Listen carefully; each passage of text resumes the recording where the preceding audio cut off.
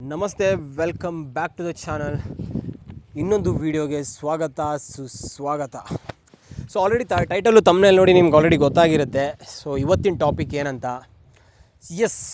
ಇವತ್ತು ನಾನು 1 ಇಯರ್ ಮೇಲಾಗಿದೆ ಗಾಡಿ ತೊಗೊಂಡು.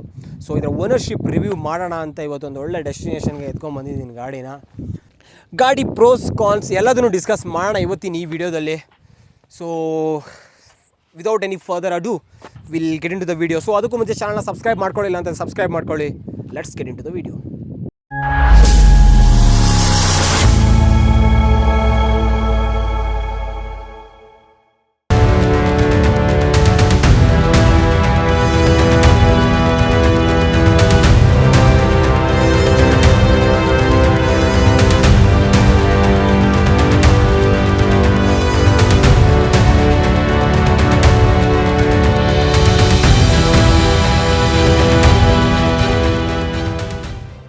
ಮೊದಲನೇದಾಗಿ ಗಾಡಿ ಸರ್ವಿಸ್ ಬಗ್ಗೆ ಮಾತಾಡೋಣ.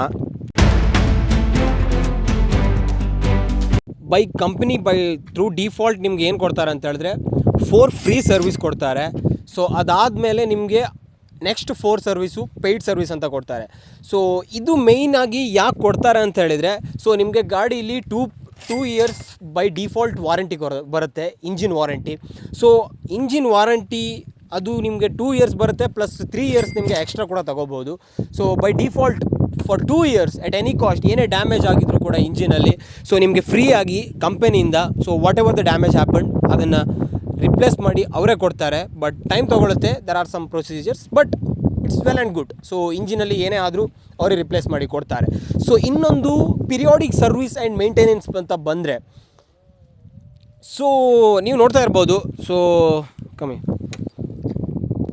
ಗಾಡಿ 16,447 ಎಷ್ಟು ಕರೆಕ್ಟಾಗಿ ಕಾಣ್ತಾ ಇದೆಯೋ ಗೊತ್ತಿಲ್ಲ, 16,447 ಕಿಲೋಮೀಟ್ರ್ ಓಡಿದೆ. ಸೊ ಇಷ್ಟರೊಳಗೆ ನಾನು 4th ಸರ್ವಿಸನ್ನು ಆಲ್ರೆಡಿ ಕಂಪ್ಲೀಟ್ ಮಾಡಿದ್ದೀನಿ. ಆಲ್ ಫ್ರೀ 4 ಸರ್ವಿಸನ್ನು ಕಂಪ್ಲೀಟ್ ಮಾಡಿದ್ದೀನಿ. ಅದ್ರ ಜೊತೆಗೆ ರೀಸೆಂಟಾಗಿ ಒಂದು ಪೇಯ್ಡ್ ಸರ್ವಿಸ್ ಕೂಡ ಕಂಪ್ಲೀಟ್ ಮಾಡಿದ್ದೀನಿ. That means totally 5 service already complete ಆಗಿದೆ. ನಿಮಗೆ ಸರ್ವಿಸ್ ಕಾಸ್ಟ್ ಎಷ್ಟು ಆಗ್ತಿರ್ಬೋದು, ಇದರ ಮೇಂಟೆನೆನ್ಸ್ ಹೆಂಗಿರುತ್ತೆ, ಆಲ್ರೆಡಿ 4 ಸರ್ವಿಸ್ ಫ್ರೀ ಆಗಿದೆ, 1 ಸರ್ವಿಸ್ ಪೇಯ್ಡ್ ಆಗಿದೆ. ಸೊ ಇದು ಡಿಫ್ರೆನ್ಸಿಯೇಷನ್ ಏನು, so the cost of differentiation ಎಷ್ಟಿರ್ಬೋದು, ಸೊ ಅನ್ನೋದ್ರ ಬಗ್ಗೆ ಕ್ಲಾರಿಫಿಕೇಷನ್ ಕೊಡಬೇಕು. ಸೊ ನಿಮಗೆ ಫ್ರೀ ಸರ್ವಿಸ್ ಅಂತ ಹೇಳಿದ್ರೆ, ನಾನು ಮೊದಲೇ ಹೇಳಿದೆ ನಿಮಗೆ 4 ಫ್ರೀ ಸರ್ವಿಸ್ ಅಂತ ಹೇಳಿದ್ದೀನಿ. ಸೊ 4 ಫ್ರೀ ಸರ್ವಿಸ್ ಕಂಪನಿಯಿಂದ ಕೊಡ್ತಿದ್ದಾರೆ ಅಂತ ಹೇಳಿದ್ರೆ ನಿಮಗೆ ಆಲ್ಮೋಸ್ಟ್ ನಿಲ್ ಪ್ರೈಸಲ್ಲಿ ಕೊಡ್ತಾ ಇಲ್ಲ, ಅವರು ಹೇಳೋದು ಮಾತ್ರ ಫ್ರೀ. ಸೊ ಇದರಲ್ಲಿ ಫ್ರೀ ಅಂತೇಳಿ ಯಾವುದಕ್ಕೆ ಹೇಳ್ತಾರೆ ಅಂತ ಹೇಳಿದ್ರೆ ಲೇಬರ್ ಚಾರ್ಜ್ಗೆ ಫ್ರೀ ಅಂತ ಹೇಳ್ತಾರೆ. ಸೊ ಅವರು ಕಾಂಪೋನೆಂಟ್ಸು ಅಥವಾ ಪ್ರಾಡಕ್ಟ್ಸು ಅಥವಾ ಲಿಕ್ವಿಡ್ಡು ಏನು ಹಾಕಿದ್ರು ಕೂಡ ಅದಕ್ಕೆ ಚಾರ್ಜ್ ಮಾಡ್ತಾರೆ. ಸೊ ನಿಮಗೆ ರಫ್ ಐಡಿಯಾ ಕೊಟ್ಬಿಡ್ತೀನಿ, ಗಾಡಿ ಎಲ್ಲ ಕರೆಕ್ಟಾಗಿದೆ, ನಿಮಗೇನು ಪ್ರಾಬ್ಲಮ್ ಇಲ್ಲ. ಬರೀ ಜಸ್ಟ್ ಒಂದು ನಾರ್ಮಲ್ ಸರ್ವಿಸ್ ಮಾಡ್ತಿದ್ದೀರಾ ಅಂತ ಹೇಳಿದ್ರೆ ನಿಮಗೆ ಮಿನಿಮಮ್ 1,500 ಪರ್ ಸರ್ವಿಸ್. ಸೊ ಇವಾಗ ಬರೋಣ ಪೇಯ್ಡ್ ಸರ್ವಿಸ್ಗೆ. ಪೇಯ್ಡ್ ಸರ್ವಿಸಲ್ಲಿ ನಿಮಗೆ ಎಷ್ಟು ಬೇಕಾಗುತ್ತೆ ಅಂತ ಹೇಳಿದರೆ ಇದನ್ನು ನಾವು ತಗೊಳ್ಳೋಣ. ಗಾಡಿಯಲ್ಲಿ ಏನು ಮಾಲ್ ಫಂಕ್ಷನ್ಸ್ಗಳಿಲ್ಲ, ಗಾಡಿ ಆಲ್ಮೋಸ್ಟ್ ಪ್ರೆಟಿ ಕ್ಲಿಯರ್ ಆಗಿದೆ, ಜಸ್ಟ್ ಸರ್ವಿಸು. ಸೊ ಅದಕ್ಕಾದರೆ ಎಷ್ಟು ಕಾಸ್ಟ್ ಆಗುತ್ತೆ ಅನ್ನೋದಾದರೆ, ಸೊ ರೀಸೆಂಟಾಗಿ ನಾನು ಮಾಡಿರೋದು paid service, that is 5th service. ಹಾಗಾಗಿ ನನಗೆ ಬಂದಿರೋ cost very close to 3,000. So up to 4th service ತನಕ ನಿಮಗೆ ಗಾಡಿ ವೆಲ್ ಆ್ಯಂಡ್ ಗುಡ್ಡಾಗಿ ಮೇಂಟೈನ್ ಮಾಡಿದರೆ ನಿಮಗೆ 1.5 is more than enough till 4th service. ಅದಾದಮೇಲೆ 5th ಸರ್ವಿಸಿಂದ ನಿಮಗೆ ಮಿನಿಮಮ್ 3,000 ಆಗುತ್ತೆ with all labour costs and engine oil everything. So ಅದಾದ ನಂತರ ಐ ಥಿಂಕ್ ಮಾಲ್ ಫಂಕ್ಷನ್ಸ್ಗಳು, ಬ್ರೇಕ್ ಪ್ಯಾಡ್ಗಳು, ಅದು ಇದು. So obviously they will charge more. It will be that completely depends on the maintenance of your bike. So I can't say, but I may say minimum 3K for paid service, minimum 1.5K for free service. ಇವಾಗ ಬರೋಣ ಗಾಡಿ performance ಬಗ್ಗೆ. Performance ಸಿಟಿಯಲ್ಲಿ ನಿಮಗೆ ಸಖತ್ best ಇದೆ. So ಯಾಕಂತ ಹೇಳಿದ್ರೆ ಈ ಗಾಡಿ MT-15V2 ನಿಮಗೆ 18.1 BHP ಪವರ್ ಕೊಡುತ್ತೆ, ಅದ್ರ ಜೊತೆಗೆ 14.1 ನ್ಯೂಟನ್ ಮೀಟರ್ ಆಫ್ ಟಾರ್ಕ್ ಕೊಡುತ್ತೆ. ಸೊ ನಿಮಗೆ ಟಾರ್ಕ್ ಇರೋದ್ರಿಂದ ಯಾವ ಥರ ಬೆನಿಫಿಟ್ ಅಂತ ಹೇಳಿದ್ರೆ, ಸೊ ಗಾಡಿ ಒಂದೇ ಸತಿ ನುಗ್ಗುತ್ತೆ. ಸೊ ನಿಮ್ಮ ಸಿಟಿಯಲ್ಲ ನಿಮಗೆ ನಾರ್ಮಲಾಗಿ ಗಾಡಿ ನೀವು ಗೇರ್ ಡೌನ್ ಶಿಫ್ಟ್ ಮಾಡಿಬಿಟ್ಟು ನೀವು ಗಾಡಿ ಟ್ರಾಫಿಕಲ್ಲಿ ಮೂವ್ ಮಾಡಬೇಕು, ಸೊ ಆ ಥರ ನೆಸೆಸರಿಟಿ ಇಲ್ಲ.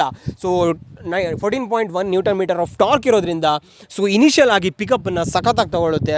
ಸೊ ಅದ್ರ ಜೊತೆಗೆ ಇವಾಗ ಗಾಡಿ ಟಾಪ್ ಸ್ಪೀಡು ಮತ್ತು BHP ಇದ್ರ ಬಗ್ಗೆ ಮಾತಾಡಬೇಕಂತ ಹೇಳಿದ್ರೆ, ಸೊ ನಾನು ಗಾಡಿನ ಮಾಡಿಫಿಕೇಷನ್ ಮಾಡಿಲ್ಲ. ಸೊ ಸ್ಟಾಕಲ್ಲಿ ನಿಮಗೆ ಗಾಡಿ 135 ಕ್ರಾಸ್ ಆಗುತ್ತೆ. ಸೊ ದಟ್ ಕಂಪ್ಲೀಟ್ಲಿ ಕೆಲವ್ರು ಹೇಳಿರ್ಬೋದು ನಂದು 120 ಕ್ರಾಸ್ ಆಗಲ್ಲ, 125 ಕ್ರಾಸ್ ಆಗಲ್ಲ, ನಂದು 130 ಕ್ರಾಸ್ ಆಗಲ್ಲ. ಸೊ ಈ ಥರ ಡಿಫ್ರೆನ್ಸ್ ಆಫ್ ಒಪಿನಿಯನ್ ಬರುತ್ತೆ. So that completely depends on the road, ಯಾವ ಕಡೆ ಡೈರೆಕ್ಷನಲ್ಲಿ ನಾವು ರೈಡ್ ಮಾಡ್ತಾ ಇದ್ದೀವಿ, ವಿಂಡ್ ಡೈರೆಕ್ಷನ್ನು, ಆಮೇಲೆ ಪ್ರತಿಯೊಂದು ಮ್ಯಾಟ್ರ್ ಆಗುತ್ತೆ. So the weight of the rider, if there is any pillion, the weight of the pillion rider, the weight of the bike, everything matters. ನಾನು 130 above ಹೊಡೆದಿದ್ದೀನಿ ಗಾಡಿನ. ಸೊ ಆದರೂ ಕೂಡ ಹೈವೇದಲ್ಲಿ ನಿಮಗೆ ಗಾಡಿ ವೈಬ್ರೇಷನ್ ಆಗುತ್ತೆ ಅನ್ನೋದು ನಾನಂತೂ ಅಬ್ಸರ್ವ್ ಮಾಡಿಲ್ಲ. ಸೊ ಅಬೋವ್ 130 ಹೊಡೆದಾವಾಗಲೂ ಕೂಡ ನನಗೆ ಅಷ್ಟೊಂದು ನಾಯ್ಸಿಯಾಗಿ ಫೀಲ್ ಆಗ್ತಾಯಿದೆ ಅಥವಾ ವೈಬ್ರೇಷನ್ ಆಗ್ತಾಯಿದೆ ಅಂತ ಅನಿಸ್ಲಿಲ್ಲ. But almost for highway it's very good. Company claim ಮಾಡುತ್ತೆ 45 ಆ್ಯಂಡ್ ಅಬೋವ್ ಅಂತ.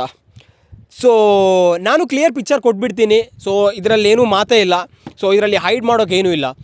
ಸೊ ನನಗೆ ಸಿಟಿಯಲ್ಲಿ ನೀವು ಓಡಿಸಿದ್ರೆ ಥರ್ಡ್ ಫೋರ್ತ್ ಗೇರು ಅಥವಾ ಅಪ್ ಟು 5th ಗೇರ್ ಅಲ್ಲಿ ಓಡಿಸಿದ್ರೆ ನಿಮಗೆ ಗಾಡಿ 38 ಮೈಲೇಜನ್ನು ಕಣ್ಣು ಮುಚ್ಕೊಂಡು ಆರಾಮಾಗಿ ಕೊಡುತ್ತೆ. ಫೋರ್ಗೆಟ್ ಅಬೌಟ್ 35 ಮೈಲೇಜನ್ನು ಆರಾಮಾಗಿ ಕೊಡುತ್ತೆ. ಟಾಪ್ ಎಂಡಲ್ಲಿ ಗಾಡಿ ಓಡ್ತಿದ್ದಾರೆ ಅಂತ ಹೇಳಿದ್ರೆ ನಿಮಗೆ ಕೊಡೋದು 30 to 35 ಅಷ್ಟೇ. ಸೊ ನೀವು ಗಾಡಿ ಹೈ RPM ಅಲ್ಲಿ ಟಾಪಲ್ಲಿ ಗಾಡಿ ಹೊಡಿತಿದ್ದಾರೆ ಹೈವೇದಲ್ಲಿ ಅಂತ ಹೇಳಿದ್ರೆ ನೀವು ಹೆಂಗೆ ಹೊಡಿರಿ, ಕೊಡೋದು 30 to 35 ಅಷ್ಟೇ. ಸೊ ಕೆಲವರು ಹೇಳ್ತಿರ್ಬೋದು ಅಷ್ಟು ಕಮ್ಮಿನಾ ಅಂತ, but obviously yes it is. ಯಾಕಂತ ಹೇಳಿದ್ರೆ ನಿಮ್ಮ ಗಾಡಿ ಹೈಯರ್ RPM ಅಲ್ಲಿರುತ್ತೆ.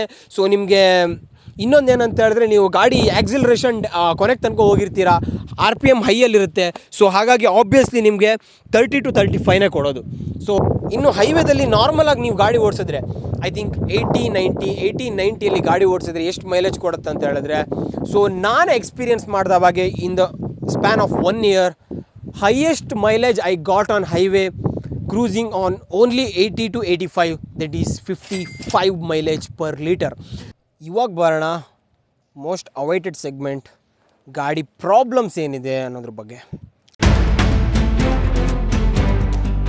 ಸೊ ಮೈಲೇಜ್ಗೂ ಹೇಳಿದೆ ನಾನು ಆವಾಗಲೇ. So mileage doesn't considered as a problem. ಯಾಕಂತ ಹೇಳಿದ್ರೆ mileage completely depends on how you ride. So ಅದೇನೂ ಮಾಡೋಕ್ಕಾಗಲ್ಲ. ಸೊ ಮೈಲೇಜನ್ನು ನಾನು ಪ್ರಾಬ್ಲಮ್ ಅಂತ ಹೇಳಲ್ಲ, ಅದು ತುಂಬ ಕಮ್ಮಿ ಮೈಲೇಜ್ ಕೊಡುತ್ತೆ, ಗಾಡಿ ಚೆನ್ನಾಗಿಲ್ಲ ಅಂತ ಹೇಳಲ್ಲ. ಸೊ ಫಸ್ಟ್ ಆಫ್ ಆಲ್ ಗಾಡಿ ಪ್ರೈಸಿಂಗ್ ಬಗ್ಗೆ ಬರೋಣ. ಸೊ ಮಾರ್ಕೆಟಲ್ಲಿ 155cc ಗಾಡಿನ ನೀವು ತೊಗೊತಿದ್ದೀರಾ ಅಂತ ಹೇಳಿದ್ರೆ, ಸೊ ನಿಮ್ಗೊಂದಿಷ್ಟು ವೇರಿಯಂಟ್ಸ್ಗಳು ಬರ್ತವೆ. ಒಂದು MT-15 ಬರುತ್ತೆ, ಇಲ್ಲೂ NS 200 ಬರುತ್ತೆ, N160 ಬರುತ್ತೆ, ಆಮೇಲೆ ನಿಮಗೆ ಹೀರೋ ಎಕ್ಸ್ಟ್ರೀಮ್ ಬರುತ್ತೆ. ಅದಾದಮೇಲೆ ಇವಾಗ ಹೇಳ್ತಾ ಇರೋದು ನಾನು, ಅದಾದಮೇಲೆ ನಿಮಗೆ ಎಕ್ಸ್ಪಲ್ಸ್ 200 ಬರುತ್ತೆ, ಅದಾದಮೇಲೆ KTM ಡ್ಯೂಕ್ 200 ಬರುತ್ತೆ. ಸೊ ಇದೆಲ್ಲ ನೇಕಡ್ ವರ್ಷನ್ ಆಗಿರೋದ್ರಿಂದ ಸೊ ಇದೆಲ್ಲ MT-15ಗೆ ಕಾಂಪಿಟೇಟರ್ ಅನಿಸುತ್ತೆ. ಸೊ ನೀವು ಪ್ರೈಸ್ ಸೆಗ್ಮೆಂಟಲ್ಲಿ ಕಂಪೇರ್ ಮಾಡಿದ್ರೆ ನೀವು NS 200 ಅಥವಾ MT-15 ಇದೆರಡಕ್ಕೆ ಮೇನ್ ಸ್ಪೆಸಿಫಿಕೇಷನ್ ಆಗಿ ತೊಗೊಂಡ್ರೆ ಸೊ ನೀವು ಏನು ಮಾಡ್ತೀರಾ, 40,000 to 50,000 ನೀವು 155cc ಎಕ್ಸ್ಟ್ರಾ ಕೊಡ್ತೀರಾ. ಸೊ ಇದು ನಾನು ಏಕೆ ಕೊಟ್ಟಿದ್ದೀನಿ ಅಥವಾ ಮಾರ್ಕೆಟಲ್ಲಿ ಯಾಕೆ ಇದಕ್ಕೆ ಇಷ್ಟೊಂದು ಡಿಮಾಂಡ್ ಇದೆ ಅಂತ ಕೇಳಿದರೆ ದಟ್ ಪವರ್. ಸೊ 155cc ಗಾಡಿ ಆಗಿರೋದ್ರಿಂದನೂ ನಿಮಗೆ ಆ ಥರ 14.1 Nm of torque, 18.5 1 BHP produce ಮಾಡುತ್ತೆ ಅಂತ, ಹಾರ್ಸ್ ಪವರ್ ಪ್ರೊಡ್ಯೂಸ್ ಮಾಡುತ್ತೆ ಅಂತೇಳಿ ಹೇಳಿದ್ರೆ ಇಟ್ಸ್ ಪ್ರೆಟಿ ಗುಡ್. ಪ್ರೈಸ್ ರೇಂಜಲ್ಲಿ ನಿಮಗೆ ನಾರ್ಮಲ್ 200cc ಮಾರ್ಕೆಟಿಗೆ ಹೋಗ್ತೀರಾ ಅಂತ ಹೇಳಿದ್ರೆ ನೀವು 50,000 to 60,000 ಎಕ್ಸ್ಟ್ರಾ 155cc ಕೊಡ್ತೀರಾ. That means let's say within 2 lakh ನಿಮಗೆ NS 200 ಕೊಡೋದು ಸಿಗುತ್ತೆ ಅಂತ ಹೇಳಿದ್ರೆ ನೀವು 2,40,000 ಇವಾಗಿನ ಮಾರ್ಕೆಟ್ ಪ್ರೈಸಲ್ಲಿ MT-15 155cc ಕೊಡ್ತೀರಾ. ಸೊ ಇದು ಪ್ರೈಸ್ ರೇಂಜು. ಕಮ್ಮಿ CC ಆದರೂ ನೀವು ಹೈಯೆಸ್ಟ್ ಪ್ರೈಸ್ ಕೊಡ್ತೀರಾ. ಯಾಕಂತ ಹೇಳಿದ್ರೆ because of the specification look. ಹೇಳಿದವಾಗೆ 1 year ಓನರ್ಶಿಪ್ ರಿವ್ಯೂ ಅಂತ ಹೇಳಿದ್ದೀನಿ ಈ ವಿಡಿಯೋದಲ್ಲಿ. ಸೊ 1 yearಲ್ಲಿ you don't believe 3 times I replaced radiator fan. So ಈ ವಿಡಿಯೋ ಮಾಡೋಕ್ಕಿಂತ ಮುಂಚೆ ನಾನು ರೇಡಿಯೇಟರ್ ಫ್ಯಾನ್ ರಿಪ್ಲೇಸ್ ಮಾಡಿದ್ದೀನಿ. That means 2 days before.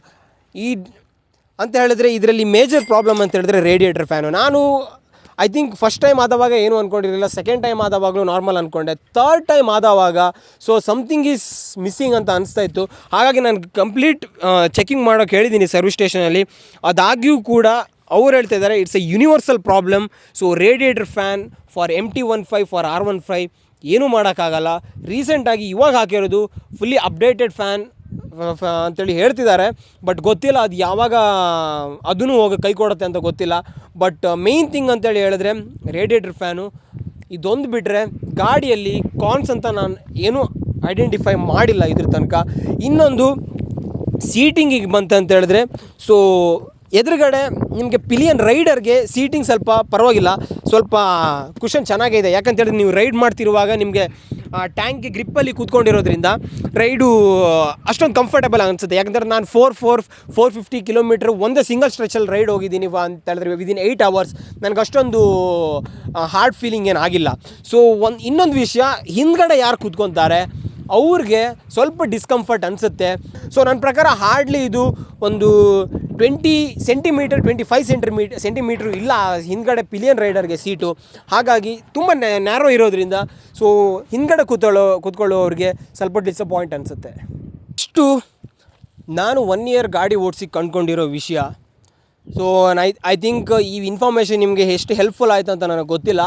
But ಇನ್ನೊಮ್ಮೆ ಇದ್ರ ಕಂಪ್ಲೀಟ್ ಸ್ಪೆಸಿಫಿಕೇಷನ್ನು ಅಥವಾ ಏನಾದರೂ ಮಿಸ್ಸಿಂಗ್ ಇದೆ ಅಂತೇಳಿ ನಿಮ್ಗೆ ಅನಿಸಿದ್ರೆ, ಸೊ ಎಕ್ಸ್ಟ್ರಾ ಸ್ಪೆಸಿಫಿಕೇಷನ್ ಬೇಕಂತ ಹೇಳಿದ್ರೆ ಸೊ ಕಮೆಂಟ್ ಸೆಕ್ಷನ್ ಯೂಸ್ ಮಾಡ್ಕೊಳ್ಳಿ. ಸೊ ಲೆಟ್ಸ್ ಸಿ ಅದು ಏನಾದರೂ ಸ್ಪೆಸಿಫಿಕೇಷನ್ ಅಥವಾ ಇದ್ರ ಬಗ್ಗೆ ಇನ್ನೂ ಡೀಪ್ ಎಕ್ಸ್ಪ್ಲನೇಷನ್ ಬೇಕಂತ ಹೇಳಿದ್ರೆ ಅದ್ರ ಬಗ್ಗೆ ಇನ್ನೊಂದು ವೀಡಿಯೋ ಮಾಡೋಕ್ಕಾಗತ್ತೆ, ಟ್ರೈ ಮಾಡೋಣ. ಸೊ ಇದಿಷ್ಟು. ಸೊ ಈ ಗಾಡಿ ಬಗ್ಗೆ ನನಗೆ ಹೇಳಬೇಕಂತ ಅನಿಸ್ತು. ಯಾಕಂತ ಹೇಳಿದ್ರೆ 1 year ಓಡಿಸ್ತಾ ಇದ್ದೀನಿ, ಸ್ವಲ್ಪ ಅಡ್ವಾಂಟೇಜಸ್ ಎಲ್ಲ ಹೇಳಿದ್ದೀನಿ.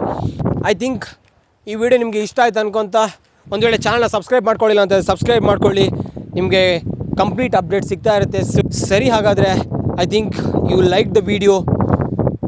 ಸಿಗೋಣ ಮುಂದಿನ ವಿಡಿಯೋದಲ್ಲಿ. ಅಲ್ಲಿ ತನಕ ಟೇಕ್ ಕೇರ್, ಬಾಯ್.